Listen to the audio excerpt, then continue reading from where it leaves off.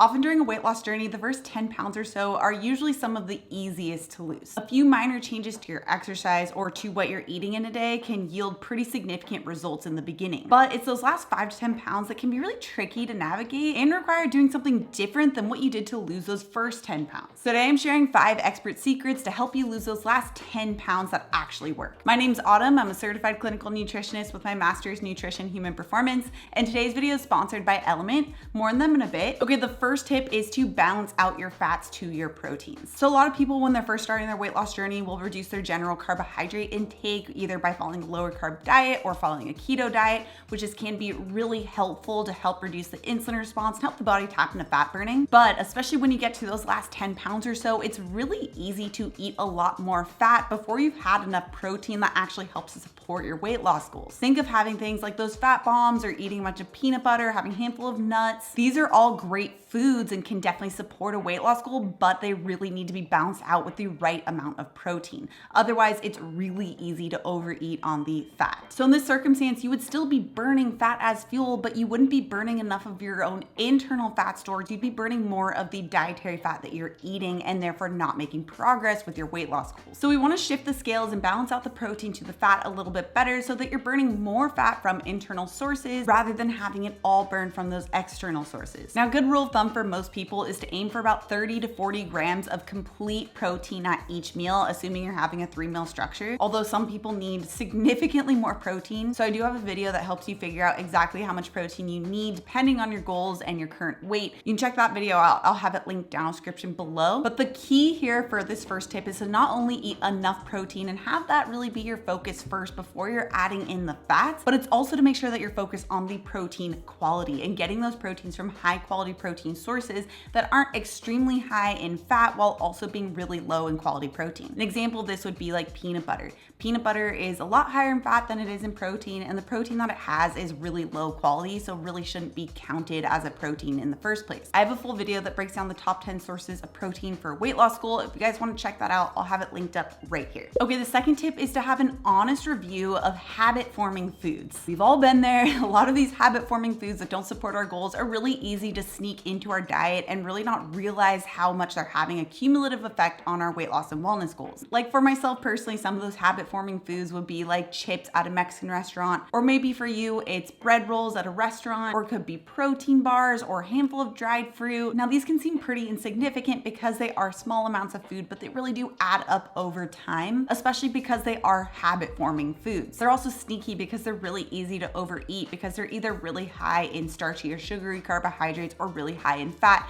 while also being low in protein. So it's hard to be mindful around eating them. It's easy to just keep eating more and more. Now, I'm not a fan of tracking calories. I don't find it particularly useful. However, one thing that can be useful is just keeping track of your meals for a week. Just writing it down doesn't have to be in a calorie tracker, but just writing down what your meals actually are, everything that you're eating, so you can actually get an idea of what some of these habit-forming foods might be in your life. Perhaps you didn't realize that the sweet potato chips that are in your cabinet are something that you're reaching for every day at 3 p.m. Or maybe you didn't realize that you're having popcorn 4 nights a week. Once you identify these foods, you can then be strategic about replacing them with something that is more supportive of your goals. So you really can't address them before you first assess it. For example, if you find that you're always reaching for like salty chips or pretzels around 3 p.m., could be a sign that you're either not eating enough at lunch or perhaps that you are in an electrolyte imbalanced state. So you can remedy this by either increasing your protein, increasing what you're eating from high quality food sources at your lunch so you're not hungry, or maybe you need to address your electrolytes. In fact, needing more electrolytes is pretty common during a weight loss journey and one that people don't often realize that they need more of. When we switch to healthier, lower insulin spiking foods, we often lose a lot of water and sodium that can cause this electrolyte balance and cause us to crave those salty foods, which is why I love using today's electrolyte sponsor, Element. When I use an electrolyte replacement, I want to make sure that it not only has the sodium, the magnesium, and the potassium that helps replace those lost electrolytes,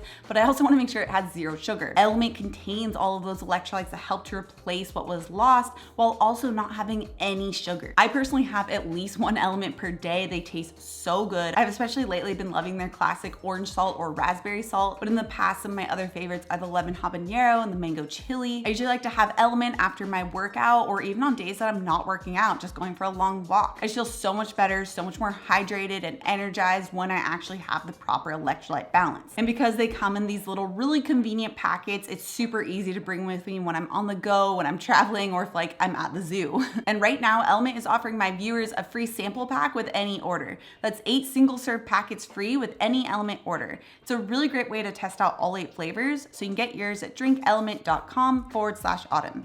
It is only available through my link, so make sure to check out drinklmnt.com/autumn. The link will also be in the description down below. Okay, the third expert tip is to check for those sneaky, healthy sugars. Now, a lot of people when they first start their weight loss journey eliminate those more obvious sugars or obvious refined carbohydrates like having breads or pastas or maybe cutting out sodas. The initial reduction or removal of these really processed refined foods that are really high glycemic load can result in that initial 10-pound or more weight loss. But as we get to that last 5 or 10 pounds, it's also important to take a look at those sneaky, healthy added sugars. So things like dates or coconut sugar or fruit juice. Although these are much better options than white flour or just regular cane sugar or high fructose corn syrup, they still are pretty high glycemic load, which means they're really going to have a big impact on our blood sugar levels and therefore shut off fat burning. Plus, they also don't do much for keeping us full and satisfied, so it's really easy to eat more and more of whatever those foods are in. So instead, you can swap those higher glycemic load foods that are the sneaky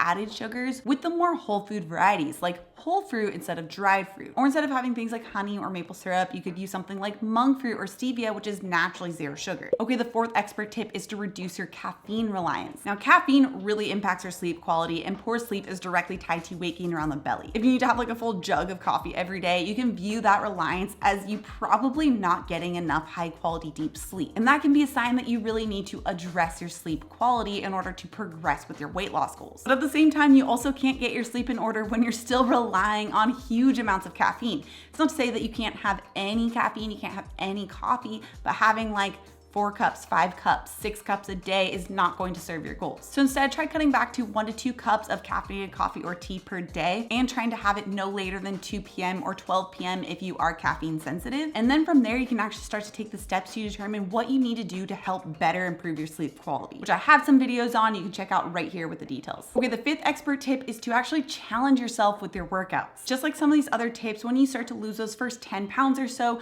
initially it's easy to see a lot of progress by just starting to work out in general, even if it's just going for a walk or adding in some light resistance training. But as you progress, as you get stronger, as you've been doing some of these exercises for a little bit of time, your body gets used to them and you're no longer challenged by them. This results in a plateau in your weight loss goals. Now, this specifically applies to resistance training, so not with cardio. I wouldn't recommend continuing to up your cardio workouts because that actually can be counterproductive, and I've done some videos on why just running for weight loss is not going to serve your goals. I'll also have that linked right up here. But having a well-structured resistance training workout schedule can be one of the best plateau breakers in your arsenal. And making sure that you're constantly progressing with it and always feeling a little bit challenged by your workouts will help you to then achieve your goals and break through that plateau. In fact, this is best evidenced by one of the AM peeps, Kristen, who had incorporated resistance training and was able to break through her weight loss plateau and lose an additional 15 pounds. You can check out what it is that she did with this video next. Also, if you're new to my channel and you love this science-backed information, make sure you subscribe right here.